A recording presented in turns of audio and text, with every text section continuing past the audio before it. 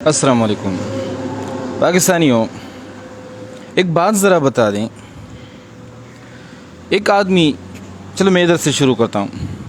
صحابہ رضی اللہ تعالی عنہم اجمعین اسلام لانے سے پہلے کس حال میں تھے؟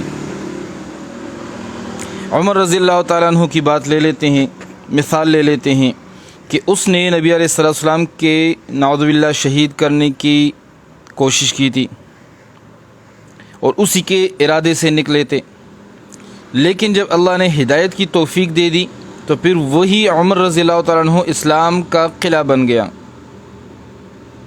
اسلام کے لیے ایک برانڈ بن گیا. میں جمعیت والوں سے یہ پوچھتا ہوں کہ کسی کی پرانی زندگی کو لے کر آج تک آپ لوگ کون ہوتے ہو اس کو تانے دینے والے؟ ایک بندے کی پرانی زندگی جو بھی تھی، اس نے کب توبہ کیا ہے، کب اللہ سے رجوع کیا ہے، اللہ نے کب اس کا توبہ قبول کیا ہے، اللہ نے کب اس کو اپنا بنایا ہے، یہ آپ کون ہوتے ہو معلوم کرنے والے؟ اور آپ کو کیسے پتہ چلتا ہے؟ آپ عالم بالغیب ہو یا اللہ کا کوئی رازدار ہو؟ نعوذ باللہ من ذالک.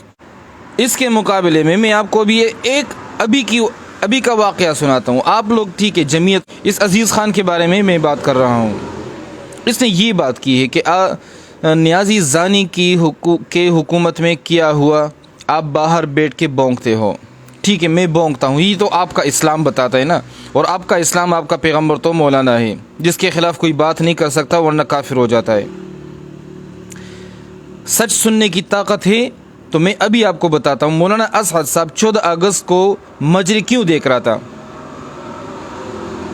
کس بنیاد پہ جا کے مجرے دیکھ رہا تھا، ڈانس دیکھ رہا تھا، اور وہ بھی قوم کی بیٹیوں کو نچا کے اور اس کو بیہودہ لباس پہنا کے اور سامنے بیٹھ کے اس کا تماشا دیکھ رہا ہے؟ کیسا عالم ہے یہ؟ اور یہ اسلامی جمہوریہ پاکستان ہے، اسی اسلام کے لیے آپ جمعیت والے کوشش کر رہے ہو؟